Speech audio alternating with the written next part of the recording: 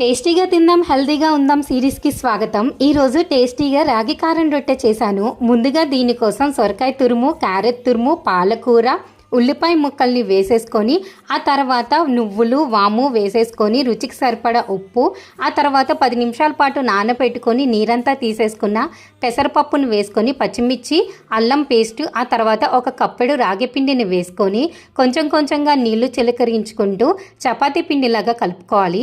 ఆ తర్వాత ఈ ముద్దలో నుంచి కొంచెం పిండిని తీసుకొని ఏదైనా బటర్ పేపర్ పైన ఆయిల్ అప్లై చేసుకొని కానీ, అరిటాకు పైన కానీ, తడి క్లాత్ పైన కానీ దేనిపైనైనా వీలైనంత పల్చగా ఒత్తేసుకొని ఇప్పుడు పెనం పైన ఆయిల్ అప్లై చేసేసుకొని బటర్ పేపర్తో సహా వేసేసుకొని పెనం మీంచి పేపర్ తీసేస్తే ఈజీగా వస్తుందండి. ఇప్పుడు మీడియం టు హై ఫ్లేమ్లో కాలుస్తే రొట్టె రెడీ అయిపోతుంది. చాలా టేస్టీగా ఉంటుంది. పిల్లలు కూడా కారం కారంగా తినడానికి ఇష్టపడతారు. మంచి కాల్షియం, ప్రోటీన్ ఉన్న ఫుడ్ ఇంట్లో ఉన్న రోటి పచ్చడితో తింటే చాలా బాగుంటుంది.